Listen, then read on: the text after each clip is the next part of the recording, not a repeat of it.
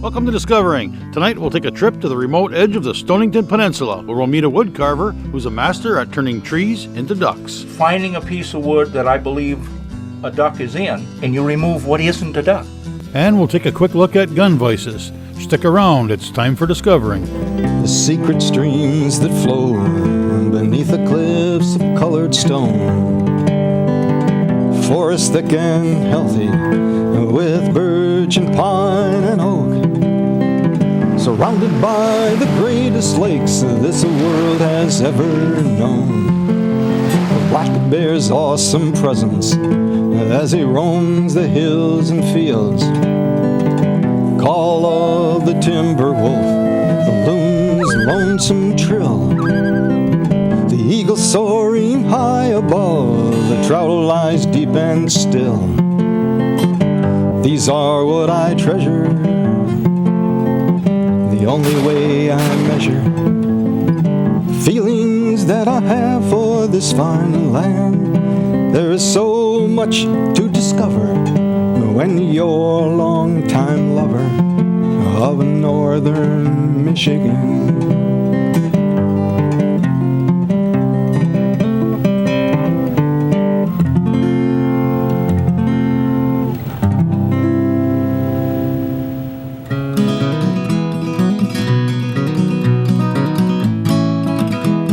Travel to the southern end of the UP Stonington Peninsula, situated on the shores of Lake Michigan. Quietly carving away on his next masterpiece, you'll find renowned woodcarver Bill Benesch. I had the opportunity to visit with Bill and learn a bit about how and why he's a woodcarver. Well, I went to the University of Rhode Island and got out of school and needed a job. Couldn't find one. I ended up in a textile mill and spent about a third of my life doing that. Got out of that and got in the automobile business and spent about a third of my life doing that. So I figured this is it for me, because I'm using my last third right here. This is my love. All of that got me to here. I've never had any lessons in carving. I'm left-handed and everything would be backwards anyway. But I truly, truly believe, for me, what works is I'm not carving a duck so much as I am finding a piece of wood that I believe a duck is in, and you remove what isn't a duck. This particular duck that I've just started came from this block of wood, and what I did was I did all of this detail with a pencil on it to make sure there really was a duck in this piece of wood. It doesn't need to be there. This is end product, but I need to know before I start something that it's going to be right. Your odds of getting it right are much better that way. And I remove everything that isn't a duck. Then you have to end up with what you wanted. It's three-dimensional, but a bandsaw doesn't cut three-dimensionally. So you cut it in two directions. You outline, and again, I put in all the detail. This is the duck I wanted to come out of that piece of wood, and I wanted to make sure it was there. The piece of wood has to be perfectly square, or cutting from top to bottom or side to side. One side will be bigger or smaller, and you're not going to end up with a duck. Everything has to be perfectly square. You draw it on two sides, and then you cut it, not completely off, so you lose the sides. You cut it from the top all the way, leave a little on each side, turn it on its side, and cut it from the side almost all the way through. And then by hand, you knock these pieces off, and your duck comes out of that tree. From here, it's a little more complicated. It's all by hand, and you've got to have the reference work. I'm not creating anything. I'm duplicating something. I'm copying something. And to me, the best carver isn't the one whose interpretation of wins a prize. It's the one who makes it look real. To me, that's the end goal, is to end up with something real. Once I have my duck, it's then a question of what position you want this duck in, whether you want it resting, alert, sleeping, swimming, and I draw everything in with a pencil. And from there, it's an awful lot of study of the wildlife itself. It's a lot of preparation work. There are no oopses. If you cut something off, you can't put it back on.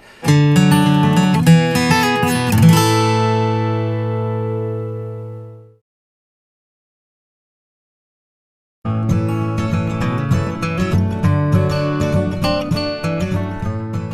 I'll do is do feather groups. I will start in the body of the duck. The last things I will do will be the tail and the head, and the reason is that that's where the most delicacy and detail is, and you really don't want a finished tail while you're spending another 50 hours working on something else. You're looking for something to break. Once I have the feather groups done, I will then work individual feathers on. Once I have the individual feathers, I will try to give character. Every feather is hand cut, and then it's wood burned. This is the wood burner. It burns one little barb at a time, and by adjusting the temperature and the speed you draw this at, start finishing your feathers, you're actually burning the depth of that feather, the thickness of that feather, right into the wood. It'll start with a barb down the middle. It takes a little practice to get those two lines to come together like that on the first shot. You add depth. What you're doing here is burning down the wood and leaving that barb raised. That'll give you some three-dimensionality. You then use what I call the push-pull method. You push your pen to the barb and then pull it out to the edge of the feather and create your individual barbs. As far as painting a duck, I do it in layers. First, I will seal the bird or whatever fish, whatever I'm carving, to make sure that the moisture coming in, the moisture going out is stabilized and it'll never split. And then to try to preserve the detail that I try to put into these things, I use very, very thin washes of acrylic paint. It's a water-based paint, and I don't want to build up any depth to the paint because it just takes away from the detail of the feathers. So I use washes, and the method I use, they call it color to water. If I want a color to gradually fade from light to dark or dark to light, if it's going to be a dark feather in the middle and then get lighter, I will put some water with a brush around the edge and then put the paint on, and when the paint hits the water, it thins itself out and gets fainter, and it gives you a gradual change from one color to another, which is very much like what you can do with an airbrush now. This was all done without an airbrush. It was done just with a paintbrush. It can be done a heck of a lot faster, but I'm an old-timer, and I do everything by hand. Depth of color I build up with layers of thin paint until I get what I want. You look at the bird, a real bird, you do your homework and get your studying, and you just keep mixing paint till you get it right. It takes me about 200 hours to carve a duck like this from start to finish. Sometimes I'll do it in a straight line with nothing else in between. Sometimes I'll do a section of it and then go to something else and come back. But generally speaking, it's going to be about 200 hours. So you really want everything planned before you start. Part of the reason I moved here, a friend of mine, I was living in northern Wisconsin, and a friend of mine had a cabin up here, and he said the cedar up here, the northern cedar, is fantastic. It's just fabulous. You got to go up, stay at my camp, and get yourself some cedar. Came up here, fell in love, and started walking up and down the roads looking for something for sale. And I've been here 25 years now. What I found, this particular peninsula, the Stonington Peninsula, goes back several hundred years in how famous the cedar is. This is a piece of cedar that went through the fire of 1898 on the Stonington Peninsula. The grain from here to here is 60 years of growth. It's outrageously perfect, and this carves into the just the best things. Most woods have a grain that's spaced, uneven, swirly, and this is northern white cedar, which I guess it's the Italian for it is arbor vitae. And arbor vitae means tree of life. And my understanding is that the French explorers who came in through Hudson Bay got trapped and couldn't get out. And part of what they survived on was this tree because it was always green. It didn't give them any nutrition, but it kept them alive. And that's why it's the tree of life. And it fits. This is a rough grouse feather. You cut it out, and you draw in some of the detail you want to be in that feather. You're going to want an imperfection here, a little split here, a little overlap there. You then burn down to raise the barb on both sides, and then you actually with your carving tools. I use all hand-done carving knives, and I've made the knives myself to do specific jobs. You remove the wood. It isn't part of your feather. And you put in little imperfections in the feather, like the little raised feather here. And then you burn in the barbs with this pen. And here's one with all the little barbs burned in. And you try to get as thin on the edges as you can, because you're representing a real feather. And now you're ready to paint. And there's a finished one.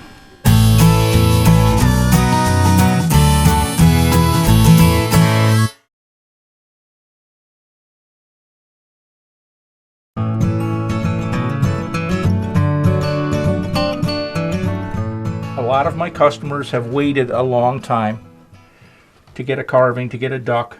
And so I thought, well, it'd be a good change of pace for me to do something different, keep me excited and in the game, and something that wouldn't take as long, wouldn't take 200 hours to carve.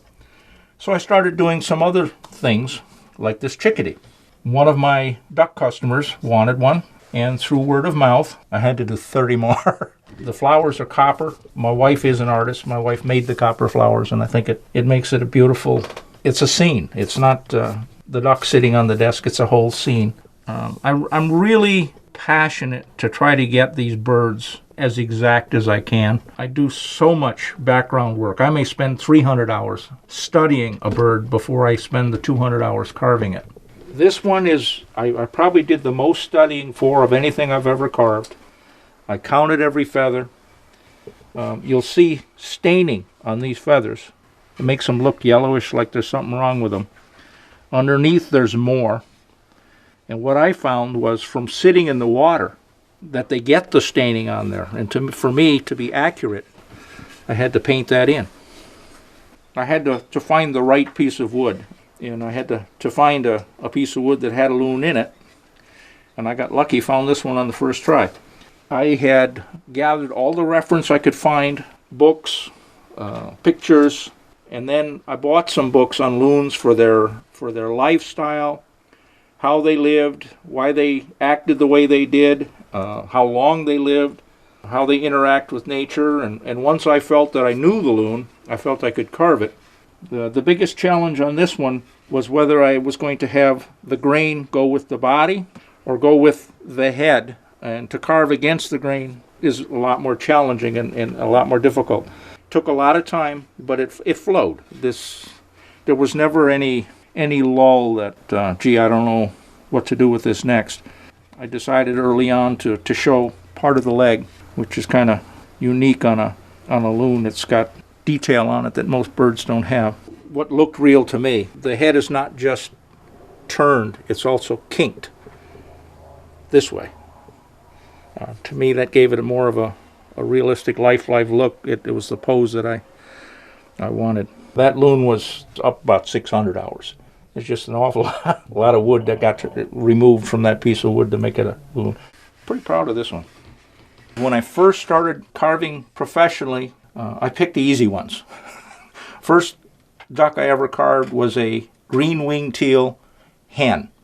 And I waited and waited and waited, because I knew that would take the most of my skills and be the most difficult would be the male wood duck. The last series I ever did was the male wood duck. My series consisted of 30 ducks to 30 collectors, and I had more calls and wishes for one more.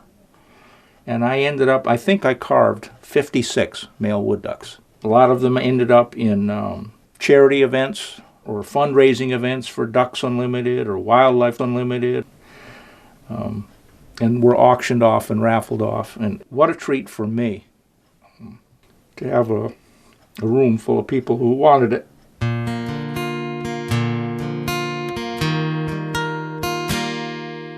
No matter what I've done to pay the bills over the years, I found that I have always worked with my hands. When I was in the earlier parts of my life doing other things, I've always loved the outdoors, fishing, hunting, and I found that I couldn't really go trout fishing without making my own trout flies. I ended up the head fly tyer at LL Bean. That was when we was out east, and came out here. My parents retired out here, and needed a little something to do, and looking for a job, and I ended up on the desk of a motel in Minocqua, Wisconsin, and had a lot of free time during the night, and I started whittling a piece of wood, and a man came to check out and said, how much to buy that duck? And I was a duck carver. And that's my passion. That's what I'll do till the end now. I really don't want to carve 30 of anything anymore. I want to do my ones I've wanted to do my whole life.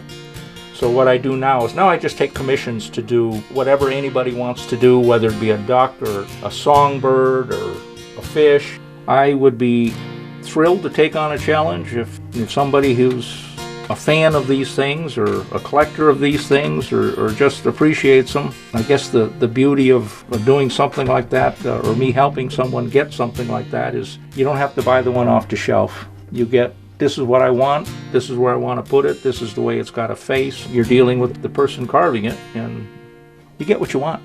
Everything is one of a kind, even though I've done a lot of them, and everything is unique. And I have carved now full-size detailed ducks, over 500. But I love it. I love it so much that it's not a chore. It's not even a job. I think I told somebody once that in some ways I feel like I'm cheating because I love doing it so much. I get up in the morning and I can't wait to get at it and do it, and I have to tell myself, well, in order to earn carving time, I got to go split some firewood because that has to be done. That's going to heat the house, and you got to earn the carving time. This is recess right here. It's my passion.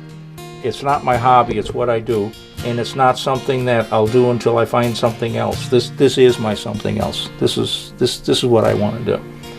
It just turns me inside out to have people look at it and tell me that it looks real. I'm a lucky guy.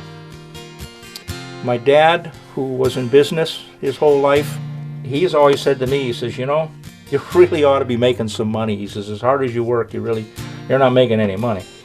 And I told my dad, I says, well, to me, the measure of the man, nobody can make more time. That's the only thing you can't buy.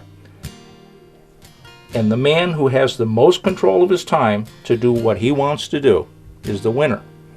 And my dad spent years, he would fight to work 50 weeks a year to spend 2 weeks up here. I live here. I'm the winner.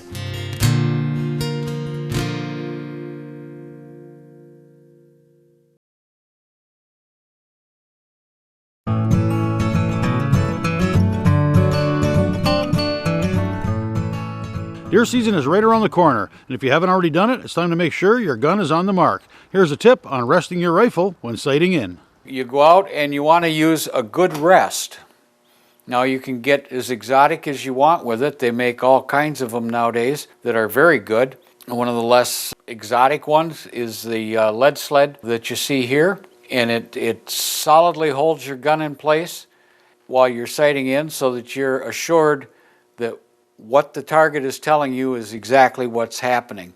It takes the variables of the human element out of it so that you actually know what the firearm is performing as.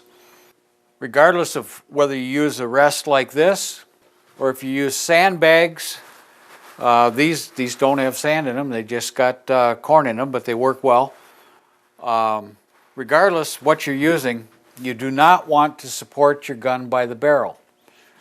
You don't want any pressure on that barrel at all because that will change your point of impact on the target.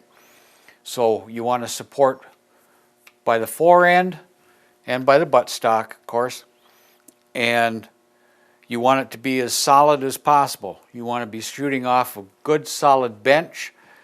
You don't want to just throw a couple of jackets on the hood of your truck and rest the rifle on that and think that that's good enough. That's not going to give you an accurate reflection of what the gun is actually doing.